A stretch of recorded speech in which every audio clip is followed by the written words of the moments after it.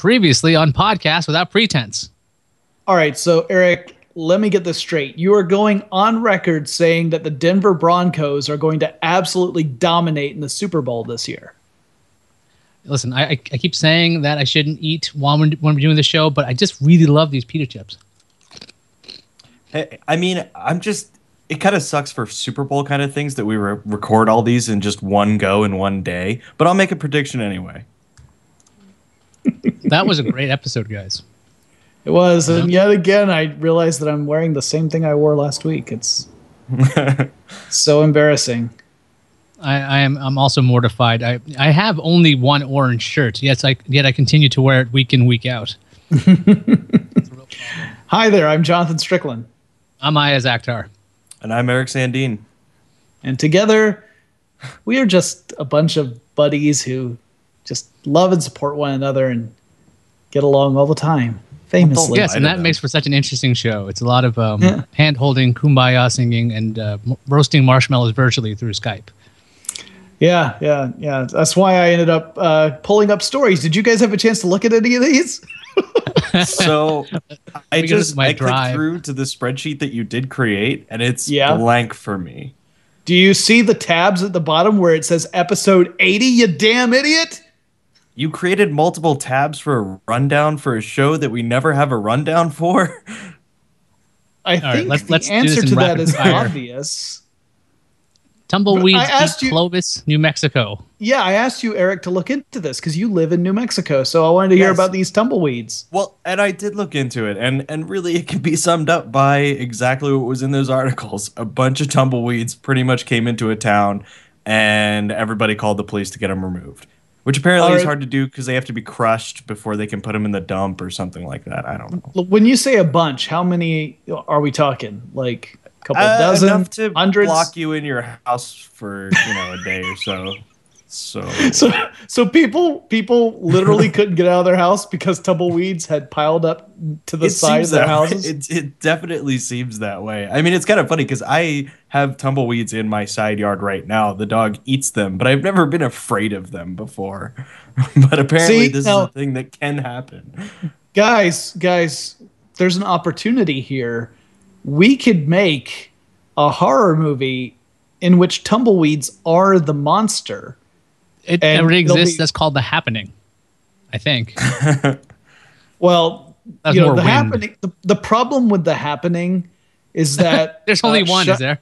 There's only one. Shyamalan just had too broad a focus. If he had narrowed it onto tumbleweeds, it would have been terrifying. I don't know. If somebody was going to do that, it would have to be like a Rob Zombie movie or something. If he's filming down in southern New Mexico, he's pretty good at that. I would love to see Rob Zombie redo the Happening, because he's pretty fucked up in the head. I have no idea how he can make wind scary, but I would love to see it. If he, let me see. I want to make sure I get this name right. I'm pretty sure I've got it. Yeah, if he cast Sid Haig as the Wind, I'd watch it. Who's Sid Haig? He's the guy who played Captain Spaulding in Devil's Rejects and yeah. Yeah, he's the bald guy with the beard who is does sort of a podcast with two guys. Wait, no, he's the patriarch. He's got a full beard, not a goatee or not a Van Dyke. But yeah, he's the patriarch of the crazy family in those movies.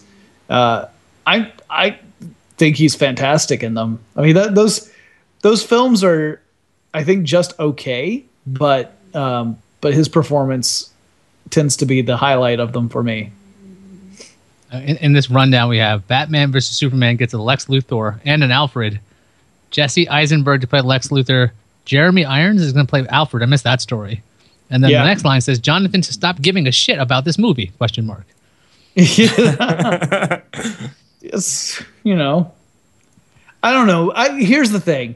I totally understand the move to go with a Lex Luthor who's kind of like a Mark Zuckerberg analog, someone who, is like an internet billionaire type. Because in this era, that's the new, like, rising to power kind of archetype we have. But I don't know. I miss the Lex Luthor who built crazy inventions and tried to destroy the world with robots and shit. Well, who's I mean, to say this one couldn't? I mean, if he's smart enough to come up with but some see, kind of. no. If you go back to the old Lex Luthors, like the old versions of Lex Luthor, he was never rich necessarily. He was a crazy mad scientist type. They dumped that like after the Golden Age. I mean, they. I know. absolutely I'm killed it. saying bring it back. What? Did Bring you it watch back. Man of Steel? No. Well, that's not the world they're living in Man of Steel. Maybe you should watch it before you criticize the direction that the second movie follows. Considering, I'm guessing that this movie's also going to just be a bunch of insurance claims adjusters showing up at Superman's door and saying, "Listen, we need to talk." Hey, wait a 'Cause second. apparently That was they like destroyed- the Incredibles. At least the first part of it. Yeah, I wouldn't call that the plot of The Incredibles. I'd call that, a moment that happens early in the film and then is forgotten. There's a lot about of for most- insurance in The Incredibles. That's what the entire movie's about. That's what I'm saying right now. Yeah, right. I don't even. Okay, let's move on. I'm Did you seriously Eric, do you have an trying to opinion find- on the casting? No, Yeah. I don't. Really? Would Nothing. you care if they? Got Would nothing. you care at all about no matter who it was in it? I Would there really be any wouldn't. actor? Yeah, I didn't think so. Well, no. Yeah, I wouldn't. There's nobody. Why not Jeremy Irons as Lex Luthor? Yeah, I don't know. See, I realize that they want to cast someone who's going to come across as the equivalent age to what's his face who's playing Superman. I understand that. So therefore, they're going with a younger actor for Lex Luthor. Then I always think of Lex Luthor as an older type character too. And honestly, I am kind of heaping crap on top of this casting decision. But really, until the movie comes out, or at least until I see some footage of this, it may be that it's a great performance. I shouldn't judge it before it actually happens. It just doesn't excite me. But then again, when I first heard about Heath Ledger playing the Joker, I didn't really think that was going to go anywhere, and he did a really good job. So I am prepared to be completely wrong about this, and I hope I am. I just, I'm not too optimistic. This is the same movie that they cast Ben Affleck in as Batman, and now they've got Jesse Eisenberg. So either this director is seeing something in these casting sessions that are just fantastic, or this is just some incredibly bad casting that's consistent. Some people have complained about Consistently Man bad. of Steel. They said that Henry Caviezel's portrayal of Clark Kent, he might as well just have been like a plank of wood because of his range. Now, I didn't agree with that, but I read something like that, and I thought that was a little harsh. Yeah. So what about the Super Bowl? Did you guys watch it? I did. Eric, No, I didn't.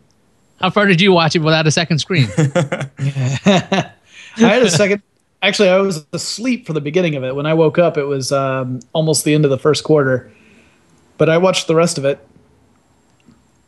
I had it live streamed. I had a computer hooked up to the TV. I was watching it through their website, and then for the second half, I decided to just put it on the iPad so I can watch Frasier because it was just hilariously bad. It was just incredible. I'm not wearing orange because I'm a Broncos fan.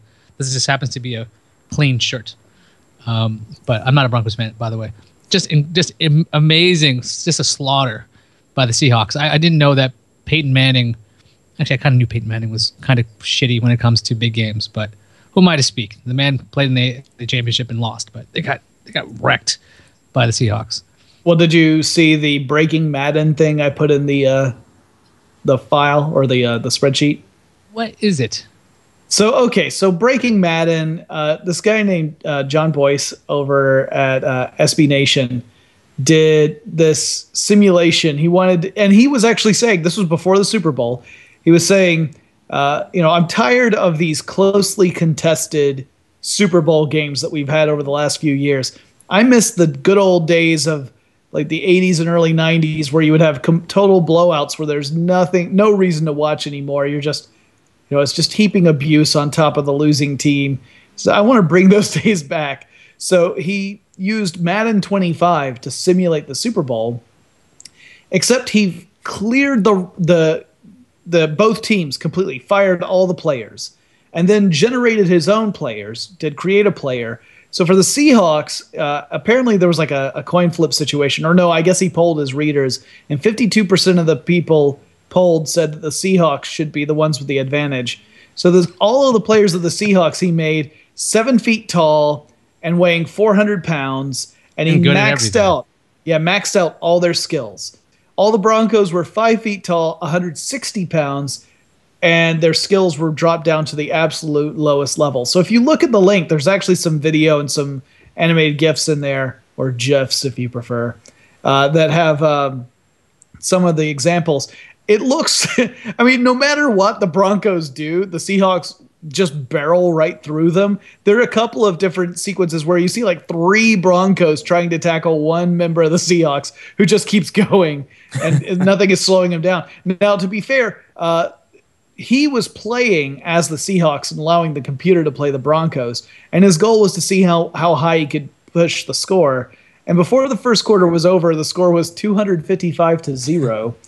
But he could not, even though he was scoring more touchdowns, the score itself wouldn't go any higher. He had essentially broken the game.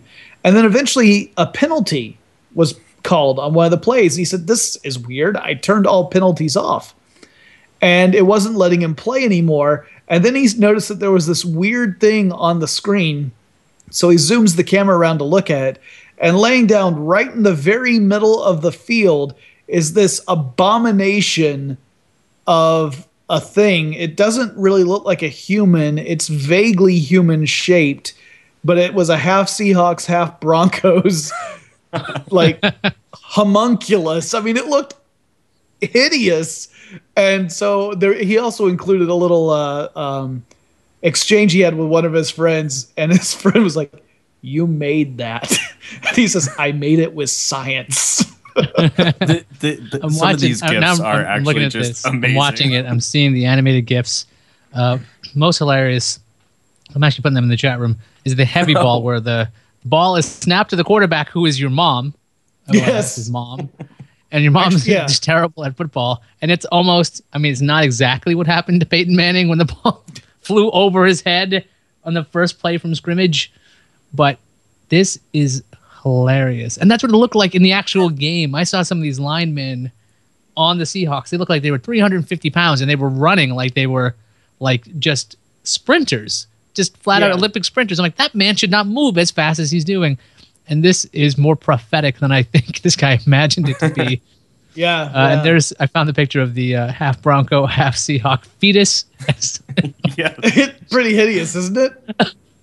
Oh, man.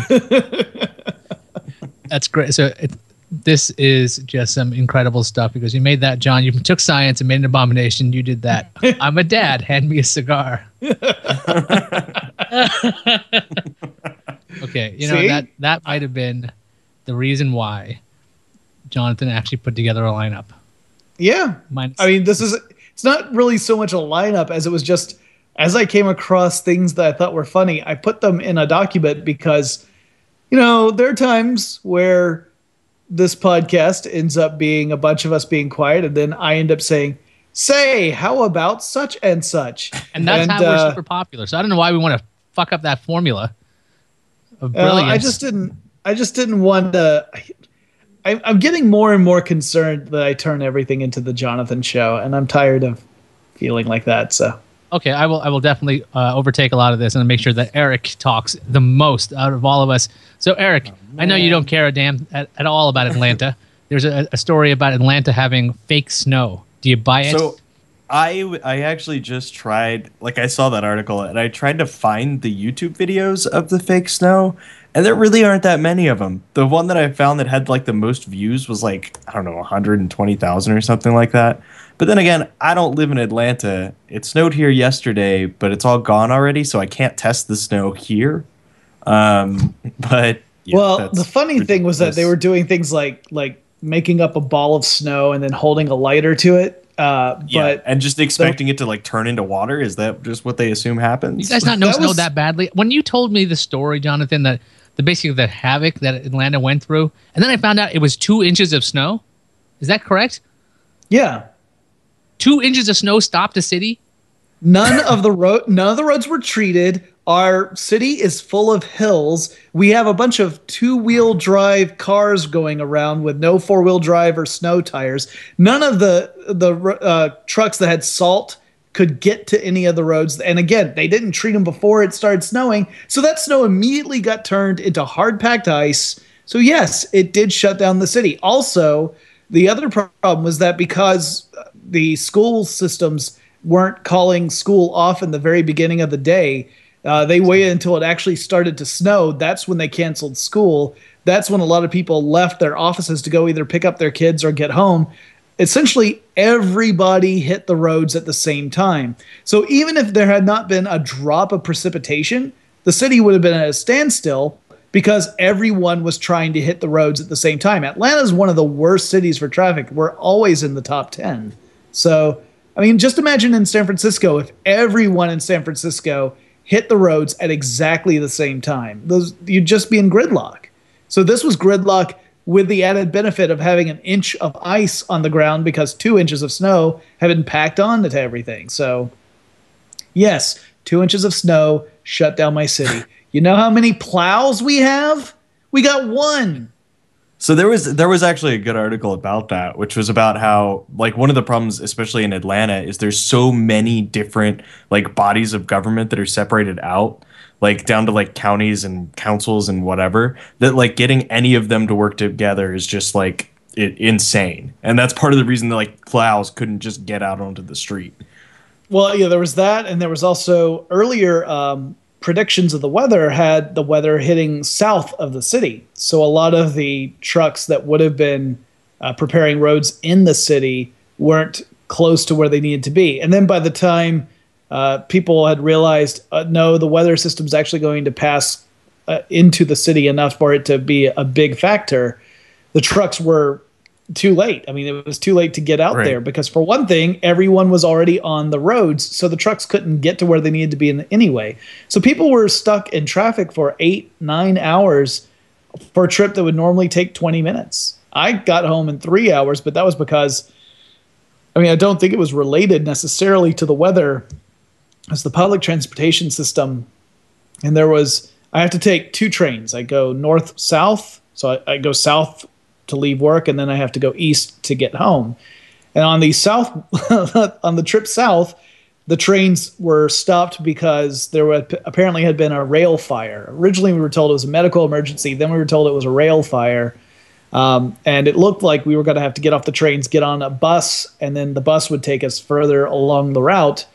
But eventually, we were able to pass on through. I got to the station where I transfer, got on the eastbound train, and the train broke down 1 stop before the one I would normally get off on. So I had to, I made the decision to get off the train and just go ahead and walk home, which was about 2 miles. So my trip home, which normally takes me 40 minutes, took me 3 hours. Now, that being said, that was a piece of cake compared to what a lot of people went through, where they even had to abandon cars because, Atlanta, like I said, we've got these hills. If you get stuck on the bottom of a hill when the roads are iced on either side, that's, you don't really have a whole lot of options. Yeah, I don't know. Is the city functioning again, I hope? Well, we don't have any ice. Okay. I don't want to rush to say the city is functioning because there's always the threat of zombies. But especially in Atlanta. But yeah, no, that's kind of come on, our thing.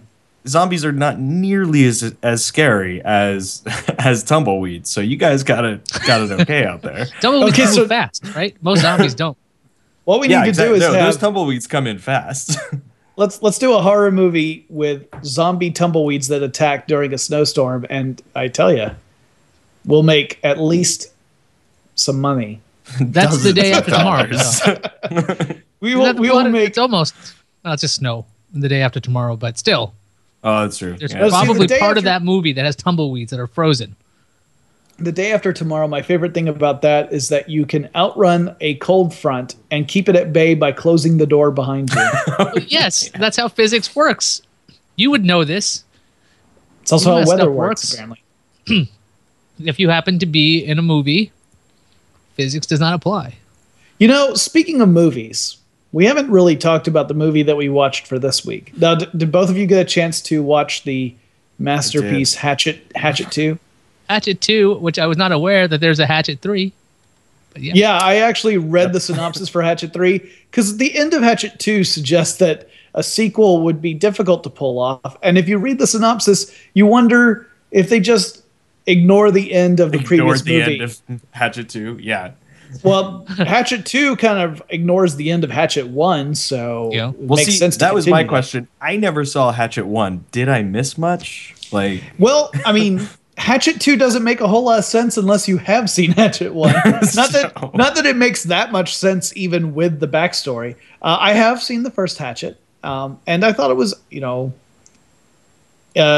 semi-entertaining. The Hatchet series, for those who have not seen it, is really a throwback to the gory movies like Friday the 13th. And to a lesser extent, the Halloween films, at least the later Halloween films. It really is more of a love letter to those kind of movies where you're expecting a high body count. The reason to watch is really to see who dies and how they die, not so much about character development or any kind of plot. You're really it's just a list of potential victims and what's the order going to be and how are they going to be killed. And each kill needs to be a little more creative than the last one. So in that sense, it's very much a throwback to Friday the 13th. And you can tell that I think it's Adam Green is the name of the guy who wrote and directed these. He, or at least the first two, he obviously has a great deal of love for the horror movies of the 80s and 90s because he casts tons of people who have been in those types of movies. I mean, Tony Todd was in Candyman. You had in the first film, you had Robert Englund, who played Freddy Krueger in the Nightmare on Elm Street series. Kane Hodder, who played Jason Voorhees. And also he makes references to other horror movies. I noticed in Hatchet 2, there was a reference to Leslie Vernon, which is the character in Behind the Mask. Have you guys ever seen that? I've seen it. I quite enjoyed that movie. It's actually it's for those of you who haven't seen it, it's like a horror mockumentary. They're actually following a film crew's following this guy who's trying to become a legendary serial killer, where he's just learned. And part of it is his training and all the things he does to set up a lot of the horror cliches you've seen. Like all these kids come to a house, so he like nails the windows shut and makes the house basically a trap for these kids, and then it turns into a horror movie. I think it's really underrated. I don't know if it's on Netflix, but I think it's pretty good. Eric, you've seen it? Yeah, it used to be on Netflix. That's where I saw it, but I don't see it on there anymore. Yeah, no, it's a pretty entertaining film. I thought it was really the shift from mockumentary to horror movie is a little jarring. It doesn't quite work, but it was the mockumentary stuff is really entertaining. The horror movie part it falls a little flat, comparatively speaking, but it was neat to see a callback or a shout out of that character in Hatchet 2. And that just one of the supporting characters in Hatchet 2 makes a little offhand mention about the boogeyman where he's from is the character from Behind the Mask, which I thought was kind of a nice nod. There was also a reference to another movie that Adam Green did in Hatchet 2. Did you guys notice that? I don't know if you've seen the film. Have you seen Frozen? Not the Disney film, which is also amazing. Is that the story where the kids are stuck on a lift at a ski place? Yes. Yes. Yeah. At the beginning of Hatchet 2, when the protagonist, the female protagonist, is coming into the Reverend Voodoo's little tourist shop, he's got a television on, and on the television you see this young lady who's talking about suing the ski lodge, and it's the actress who was one of the female protagonists in Frozen, and it's that character. So I thought that was kind of clever too. Maybe we should hang on. We haven't explained why we've just switched to movies entirely. If you've never watched or listened to this show before, for some reason, we've devolved into this thing we do every week. We pick a movie and we try to watch it without any interference, no second screens, no friends, no wisecracking friends, no alcohol during these things. We usually keep track how long it takes before we decide, okay, we've had enough. We keep track that time. There really is no winner in this, because if you watch a whole terrible movie, and we usually pick pretty bad movies that we can find on Netflix, if you watch the whole thing, you haven't won. And if you quit early, well, I guess you maybe have won, but there's no true victor in this. And for this week, I chose Hatchet 2 because I'm a horror movie fan. And you know what? It's Hatchet 2 is nowhere near one of the worst movies we've watched. Yeah, I mean, not even close. No, it's watchable by those standards.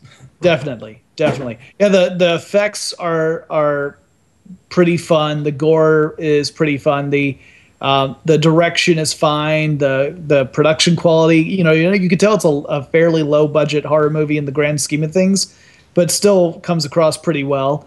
The script is terrible, but I mean, when you look at some of the movies we've watched where the script was terrible was the best thing about the movie, it really doesn't come close to being the worst. But how far did you guys get in the film before you Eric, gave up? How about you first? I made it 30 minutes because I actually decided to watch the Bill Nye debate, and I did finish it afterwards, though. But yeah, I just cut myself off after 30 minutes. But I would have kept watching it, to be honest. Yeah. So the movie is an hour and 25 minutes long. I got 1 hour 15 minutes into it, and the only reason why I stopped was because my dog needed to go outside. So I would have watched the whole movie had he not had to go out. And technically, I didn't ever open up a second screen, but I did have to pause the film, so I count that as stepping away. But I did watch the rest of it without any distractions. I watched the whole thing. I thought it was, like I said, not nearly as bad as some of the other movies. It's not a good film, but it's kind of a love letter to that gory genre of horror. What about you, Iyaz? How far did you get? So I'm really bad at time management these days. So I went a total of 0 minutes because I had a second screen up at the same time. I was working out with one video screen and watching Hatchet with the other. So I was jumping around like an idiot in my office earlier today. I'm trying to watch both. I didn't get quite a hell of a lot of plot in the movie, but I'm pretty sure I didn't miss anything because it's just, okay, let's start the movie from where the other movie ended, at least in theory, which I always like that, even though I'm forgetting that I don't think the guy came out alive. But anyway, so the bad guy comes back, and then I take a break, so I actually end up stopping the movie around about an hour in. And because I wanted to see what the ending is, I decided to eat my dinner while watching it. Now, I would recommend, we did the horror pairing thing before. What food should go with movies like this? I was having turkey chili, which is really red and meaty. So when you're watching gore and spatter, it just showed me how desensitized I was. Because apparently I did not care that by the end of the movie, when they're completely bludgeoning the villain's face into basically mashed potatoes. Yeah. I was like, okay. I'd pair this film with steak tartare. That's what I would pair this movie with. Interesting. How about you, Eric? What would you pair this movie with? I don't know. I like a fine Italian sausage, really. Just like a big meaty Italian sausage. Yeah. That's something I feel uncomfortable and I need to know about. Now, I saw Eric's tweet about this. He goes, I hope Iyaz watched this on the bus. Because like the first 10 minutes, it's just first 10 minutes. Some naked women. Which Well, okay, wait, let's explain. We need to explain what happens in Hatchet 1, just so Eric understands why the film I don't picks really up. think that's necessary. You will shut up and you will listen to how Hatchet 1 unfolds. Now we need a bump here for like, it's the Jonathan show. I have to carry this weight with me. Iyaz carries this weight with him. By God, you're gonna have it too. It will be given to you like his father before him. Sorry. Yeah. So the first Hatchet has a bunch of different characters going on a tour boat of this swamp. Well, actually, the movie opens with the father and brother of the female protagonist doing their night fishing thing. The father was played by Robert Englund, aka Freddy Krueger of the Nightmare series, and they're both killed by Victor Crowley, who is the monster, the boogeyman in this series, who some people refer to as a repeater, in that he's a ghost that every night he relives his last night alive and is in search of his father. So the tour boat consists of a bunch of tourists and also the protagonist who's looking for her father and her brother. So she's hoping that the boat will give her a chance to find them, as well as a skeezy movie producer who's essentially making apparently a glorified Girls Gone Wild ripoff video. Mm-hmm. And two of these, that explains that. Okay. Yeah. And the two young ladies he wants to essentially be the stars of this. One of whom is played by Mercedes McNabb, who played Harmony on Buffy the Vampire Slayer and Angel. And you see them briefly in Hatchet 2. They're the ones who are wearing the towels. Yeah. So those are the two girls in that sequence. Because in Hatchet 2, a guy ends up finding the camera case that the skeezy producer was using and comes across the videotape, thus all the naked girls. And so anyway, the first film goes just the way you would expect one of these gore movies to go. These characters are dispatched in ones, twos, and threes throughout the film. And in fact, you see a montage of that in Hatchet 2. For Hatchet 2, the first kill happens within the first 15 minutes. And then there's a really long time where there's no more kills in that movie except for a montage of kills from the first film. I think there might have gone about 40 minutes before people started dying again. Then they died really quickly.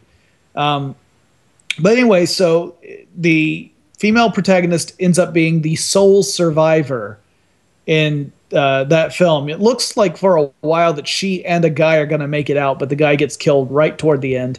And then at the very end of it, when you think that she's going to get away, Crowley, the monster, bursts out of the water and grabs her, pulls her out of a boat, and it seems fairly clear from the way the first film ends that she's dead. She's not going to make it. But in the second film, it opens with her fighting off Crowley and surviving and making her way to this guy's house where she's rescued. Actually, the guy rescues her in a boat and then takes her back to his place, and then immediately kicks her out once he figures out who she is. So really, Hatchet 2 is more about finding out about the backstory of the Crowley character. The legend had already been told in the first Hatchet film, so we get to hear the legend again. At least those of us. That's what I thought too. I'm like, didn't I watch this part already? So there's the Kane Hodder's playing this guy with a wife who's dying of stomach cancer, and then there's a woman who's helping them along, and so eventually he's like, my wife's dying, so he decides to have sex with the woman, the helper, on the kitchen counter, I think. But he didn't bother to check if his wife was dead yet. She wasn't, and then puts a curse on the kid. The kid who's cursed becomes Victor Crowley. The mother on the sight of the newborn dies, and then Kane Hodder, good old dad Crowley, raises the kid, grows to love him until a bunch of punk kids in pig masks burn his cabin down. And then what exactly happens to the father anyway? Does he just die off, or? Well, first the father tries to rescue his son by hacking the door down with a hatchet, but he gets a little too enthusiastic, and the hatchet goes through the door and into his son's head. Thus, he ends up killing his son while trying to rescue him from a burning building. Then he continuously threatens the kids who he sees as responsible for the death of his son until he essentially dies of a broken heart. So he's dead by the time Hatchet and Hatchet 2 have started. And the idea is that Victor Crowley, the ghost of the son's ghost, is doomed to repeat this night over and over and over again. And even if you kill Victor Crowley, the next night he'll just rise again because that's his curse. So, Yeah, a lot of that was relayed in the first film, so you end up getting a lot of it the second time. In fact, I think you can tell because if you look at Kane's face, there are sections in that where he looks remarkably different. Where he looks thinner. There's some of the shots, his head and his neck are the same thickness. I mean, it's like just a cylinder of sinew and face. And then but then it'll cut and he'll look more like, a human being would. And so I have a feeling like they mixed footage from the first Hatchet film and shot some new stuff to fill out more of the backstory.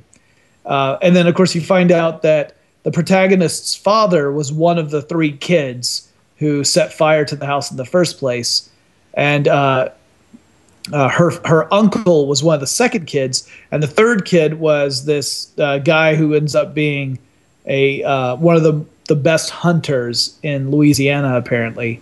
And so Reverend Voodoo figures out the way to cure the curse is to feed the 2 remaining tormentors to Victor Crowley. And if Crowley kills the 2 other people who essentially doomed him to being hatcheted in the face by his own dad, then the curse will be lifted. And then Reverend Voodoo will have free access to all the swamp and apparently make a huge amount of money that way, because I guess Swamp Tours is where it's at. Well, yeah, that's where all the Bayou Babes are. So clearly, this is the place where you need to have the most rights. You need to have the most rights, assuming you could again sucker in a bunch of people who are willing to die. Do you guys remember the phrase, "Do you love me more than ice cream"? Is that forever embedded in your head? Yep. Not only is that forever embedded in my head, but I know the guy who was the guy in that scene. In what way do you know the guy? But all right, sense, AJ Bowen played a major role in a film called The Signal, a film that I appear in as an extra, and one of the 3 directors of The Signal is the director for my series Forward Thinking. So that's how I know him. He was a Marietta guy. He's from Atlanta. So Marietta's a suburb, kind of. It's a neighborhood. So in the scene I'm talking about, I guess a man and woman decide they're going to get together in the midst of this insanity, and so there's no insanity yet. There's no insanity as far as they know. They're just in a swamp. That's one of the most romantic places. Nobody believes the legend of Victor Crowley at that point either, because he hasn't killed anybody until. Is this actually the first kill in the movie after the very beginning? No, they kill Chad and Cletus first. Oh, okay. Well, yeah, so they're going at it, and so the woman starts asking him lots of questions. Do you love me more than ice cream? Do you love me more than chocolate ice cream? Do you love me more than Jesus? Which actually gets quite an interesting reaction from the guy until he is then beheaded. The baby Jesus. That line actually made me laugh. I thought that was pretty funny. I didn't see that, no pun intended, I didn't see that coming, but I did find it quite enjoyable. The gags, it's kind of B movie like, but it's like B plus movie effects. Like there's scenes where like jaws are ripped off, or when Victor just takes like the butt of the axe chainsaw and just keeps smashing this guy over. Like it almost becomes comically funny how long he's continuing to smash this guy in the face. Yeah, it's like, okay, all right, I think you won me over for the comedy part. I think this is a comedy. I don't know if it's really a horror movie. Maybe I'm just warped. There's both. It's obvious. Yeah, there's quite a bit of comedy or what attempts to be comedy in this film. So I would say that it's a horror movie that has lots of comedic moments. I mean, Tony Todd's performance in this film is pretty much a comedy performance. That's true. He's a little over the top, tiny bit. Yeah, I mean, he makes his performance in Candyman look really subtle in comparison. So, I mean, this isn't really a criticism. I actually enjoyed his performance in this movie. He clearly was having, or at least it appeared that he was having a good time with this. And, that's great. I'm glad he was. I knew that Hatchet 2 was going to be a truly traumatic film. I could tell it was going to be a traumatic film because it was so traumatic that the lead protagonist had to be played by a different actress. than the one in the first Hatchet film. So different actress playing the same character, but two different actresses. Apparently, the actress in Hatchet 2, also returns for Hatchet 3, according to the synopsis I read. So, but yeah, I remember when it started, I was like, this doesn't. I understand that they're trying to pick up where the first movie left off, but I don't remember it happening like this. And then when I went and looked at IMDb, I'm like, oh, that explains it. They had to completely reshoot that because they had a new actress playing that part. So Yeah, I had a question. remember that actress, the one that's in 2 and 3. She had a bit part not a bit part, a small part in Roseanne, the TV show, and I think she was like one of the kids from Don't Tell Mom the Babysitter's Dead. So I usually recognize her in films. I'm like, I don't remember it in the first one. I did like a super quick scan of like her IMDb, and I could not find like the movie that I would have noticed her from, but it may have actually been Roseanne, to be honest. Now that you say it. Yeah, she was like a neighbor kid or something. Yeah. Whose turn is it, by the way? Because I think I got one. I think it's your turn, Eric. All right. No Dracula comedies. 3000. What did you I've just already say? seen it. Dracula 3000. Oh, you've seen it? Crap. Yeah. That's the only one This I might have. be an interesting thing to start doing during the weeks, is just to watch terrible movies so we could say we've seen it, and then, wow, that looks like shit. Not only have I seen, I haven't Casper just, Van Dyne, Erica Laniak, and Coolio. Right there, that's a pile of shit. I haven't just seen it. I have it on DVD. Okay, Aw, are you in man. it? Let me make sure. Maybe I might be wrong about this. No, I'm not in it. No, I might be wrong. Actually, you know what? I don't think so you said Dracula 3000? Yeah. You know, I stand corrected. I believe the one I have is Dracula 2000. It's 1,000 less. So we have to watch that first, and then 3000, so we don't understand what's going on. See, here's the problem with Dracula 3000. It picks up right where Dracula 2000 left off. It's a real problem.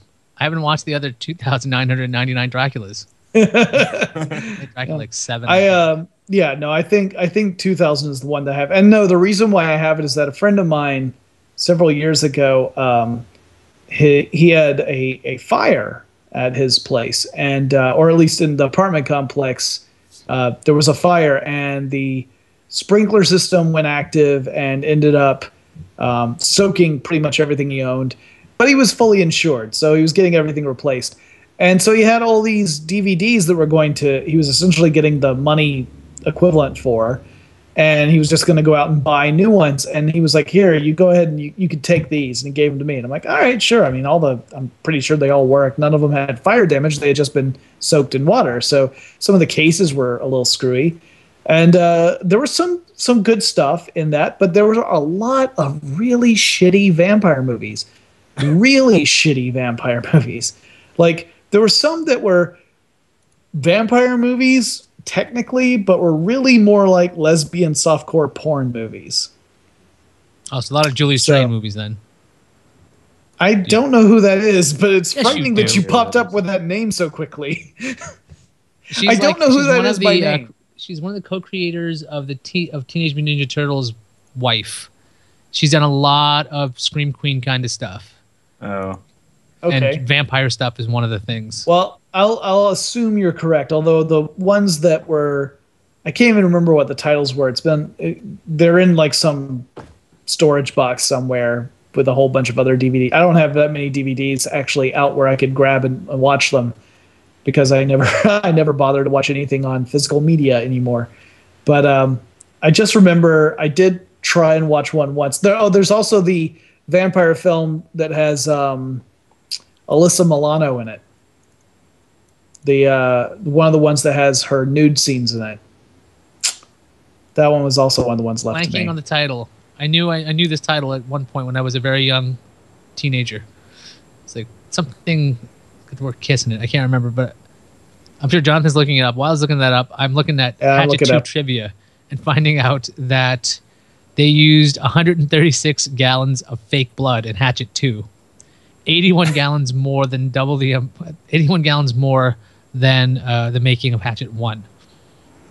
So see, what you should do, Iyaz, is look in the chat room, because I bet they'll pull it up faster than I will. The chat room is very, very docile today. I'm not surprised. It's all everyone's hanging out over with Schwood. That's okay. That means nobody's watching this show, which is very important. What the hell was that movie called? Now I'm gonna have to look it up. Alyssa Milano. I'm pulling it up. It's just gonna take me a second, is all. But Atlanta's got 2 inches of snow. They don't know how to internet anymore. Yeah, it's not quite that. It's just I gotta figure out when she shot that film. I don't think it's a Kiss. I don't even know what it is.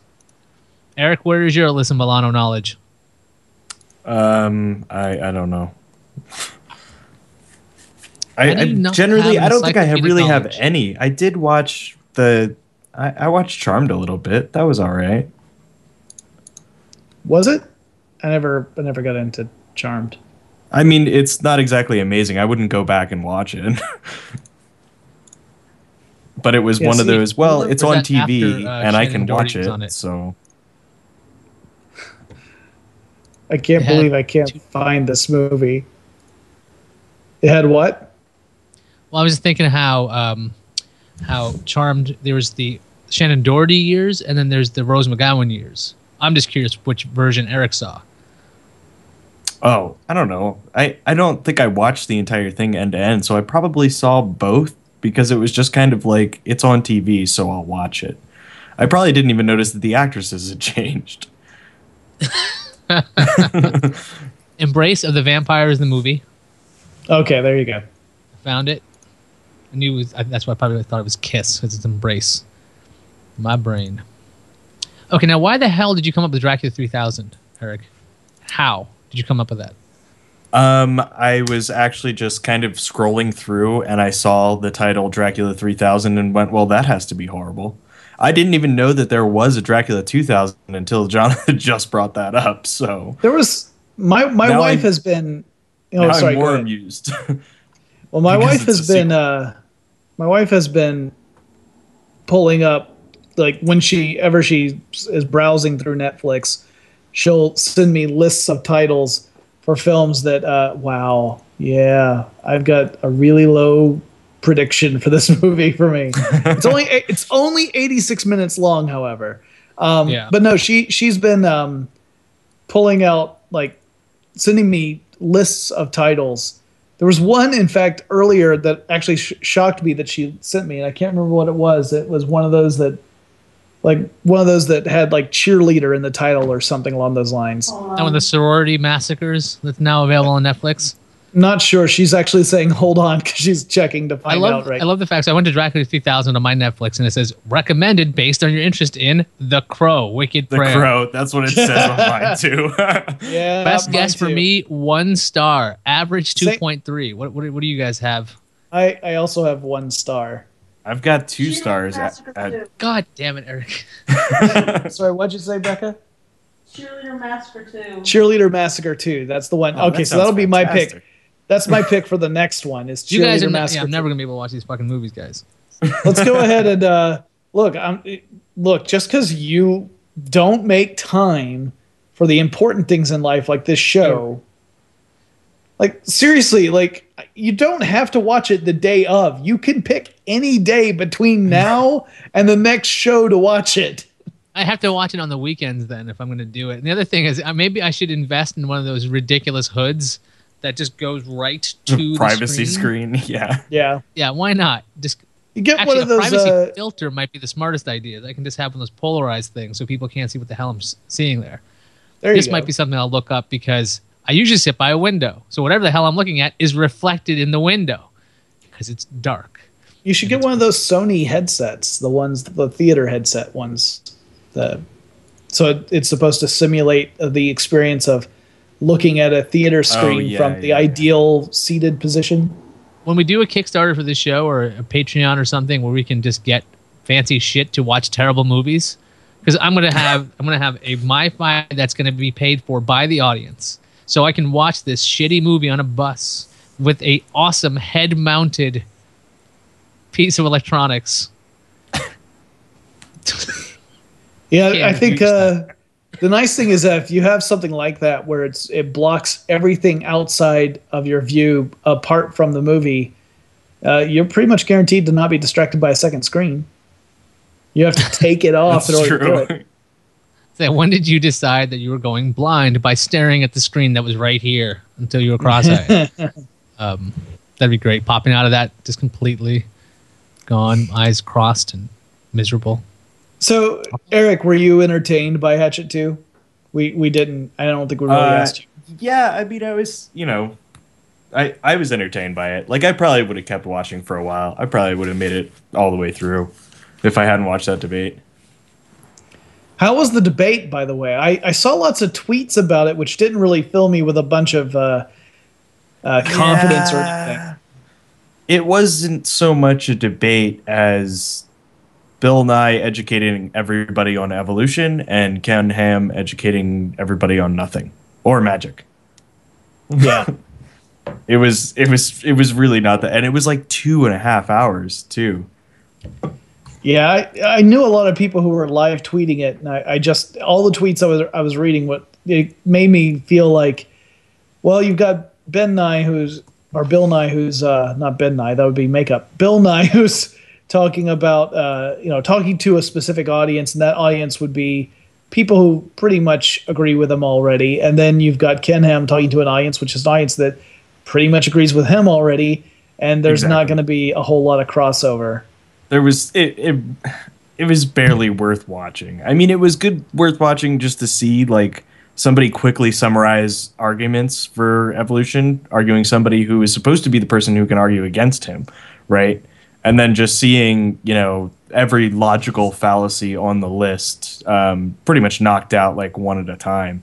But what I thought was most telling was, according to the tweets anyway, was that when they were doing kind of I think the question was, what would it take for you to say that you're wrong? And Ken Ham's answer was essentially, there's nothing that would make me say that I was wrong. It just wasn't a debate. Like it was definitely not worth. Luckily I was kind of working on other stuff while I had it on, but if I had sat down to watch it, I wouldn't have really cared. I mean, I'm looking up different kinds of head-mounted video screens, and some of them are really funky looking. One is from China Bay, mobile theater video glasses, movies on a 52-inch virtual screen, 3 stars on Amazon. And not only does it have like a glasses-like appearance, it actually has what appears to be a purple light that will light up when you're watching. So it looks like you have like a glowing visor on. So Sweet. I don't know if I want to draw that much attention because I have a glowing purple visor on, like Cyclops. Also, I'll be wearing glasses underneath, so it won't be really that great.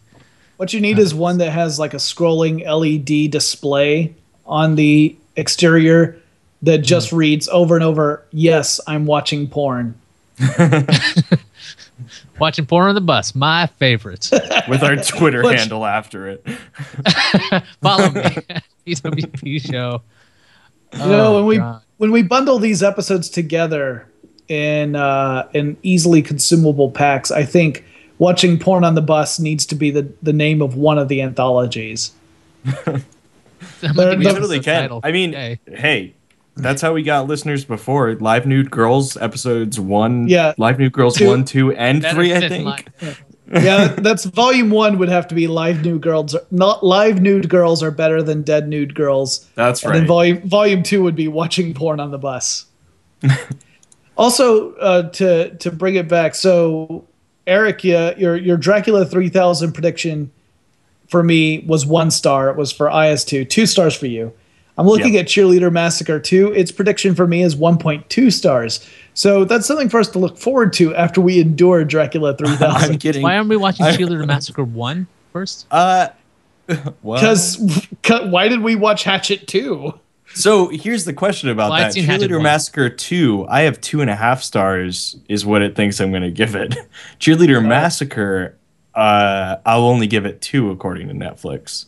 Okay, so for 1, I have 1.2 stars for myself. For 2, 1.4. However, the average is 2.7 for the first one, and the average for the second one is 2.6. So apparently I enjoy bad movies more than I do good ones, according to the ratings. I need to rate more movies if this is what Netflix Either that or you have a more refined palate than the hoi polloi. It could mean that everybody else is really into movies that are really shitty. You have higher standards. They don't like Cheerleader Massacre 2 as much because that's when they got all artsy. On the way to the cheerleading state championships, a team is slaughtered by a masked homicidal maniac. It's a good thing they have the word homicidal in there.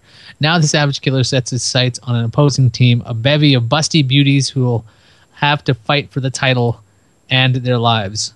I'm a big fan when they get alliterative in descriptions. A bevy of busty beauties. It's like Bring It On meets Halloween. It's going to be awesome. But that's not till next week. We got Dracula 3000. That's not till we have to endure Dracula 3000. But it has the same plot as Jason X or Jason in Space. Dracula 3000? Yeah. Did you guys watch Jason X? Yeah. Yeah, of course I watched Jason X. It's one of the best Friday the 13th movies there are.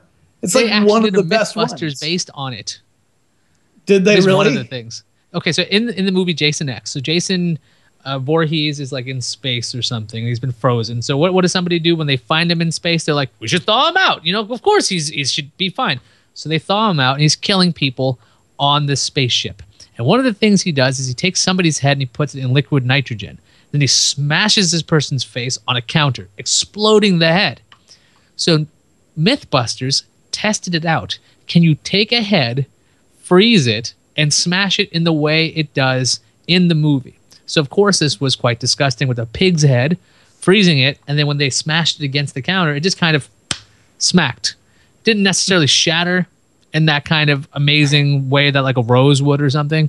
This thing just kind of hit the counter. So in case you were wondering about the reality of Jason X, not necessarily 100% scientifically accurate just yet. I'm okay with that. It's still one of the better Friday the 13th movies. It actually is. It was quite gory. Yeah. In a good way.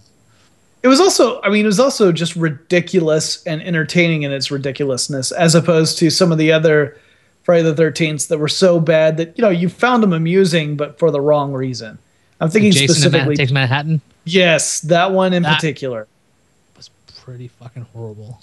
Considering that 3/4 of that movie takes place on a boat, not New York. And then the quarter that takes place in New York is clearly not New York either. It's like Vancouver. It's Vancouver. Like Toronto standing in for New York. I think it's about time we take a look into the future and see what happens on next week on Podcast Without Pretense. God damn it, Eric. You can't keep predicting that the Denver Broncos are going to win the Super Bowl. That's over already. I have nothing to add. I just like the Broncos, okay? That's why I wear orange. I don't know. Is it time to do the Super Bowl predictions again? Because I think it is. How often do they happen?